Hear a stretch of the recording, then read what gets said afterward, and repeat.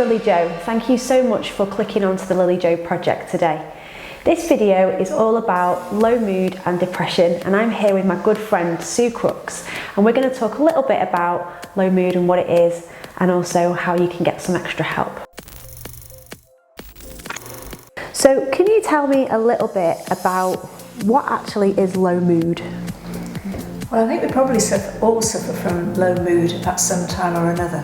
Things happen in life and they make us feel bad, and so our mood descends. Some people have what we would call clinical depression, and we would encourage them to go to the GPs and have treatment above and beyond what we may be able to bring to bear. So there are some things that you can do which definitely make it worse, and some things that you can do that really make it better. Yeah. And they're all research based. Yeah. And so we are reading all the time and discovering what makes things particularly better.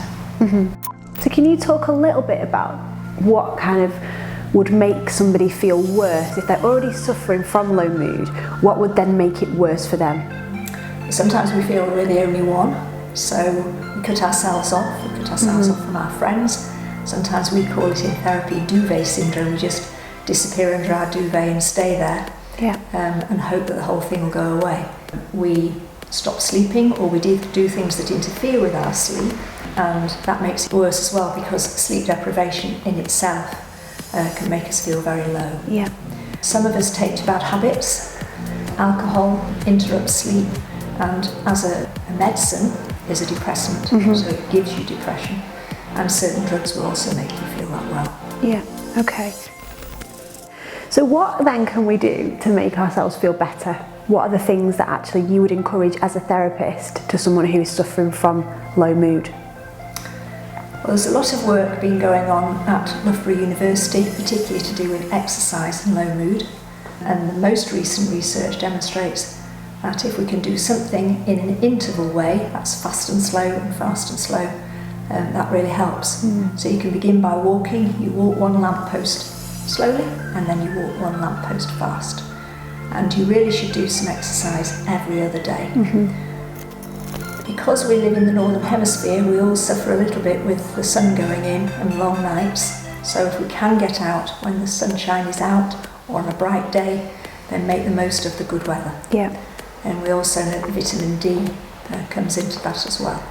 We aren't alone, and we can find friends who perhaps have felt the same. We could go out there and find some support, somebody to talk to, so we don't feel so alone. We also become very negative in our thinking. Yep. And we can challenge negative thinking by saying, where's the evidence for that? And we're using a lot of cognitive behavioural therapy. And so we use two main sites. One's called Mood Gym. Yep. And one is called Living Life to the Full. Yeah. And both of those are free, and you can find them online. If you are looking for how to treat your low mood, whatever you do, don't put into a search engine low mood. Put in solutions to low mood. That's a really good advice, actually. And then you'll find, instead of perhaps getting into a rather dreary chat room, you'll find some good ideas which could add to what we've said today. And then we also used an introduction to coping with depression. The good thing about this is that in the early pages, about the first to third, it tells you all about depression and low mood.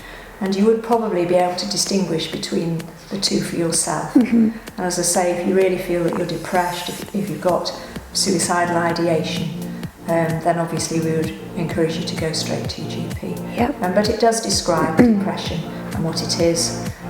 So that's part one, and then the second 2/3 of the book is all about how you begin to tackle it. Yeah, good.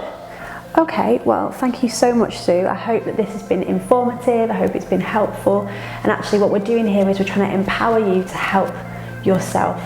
So yeah, thanks very much for watching. Take care.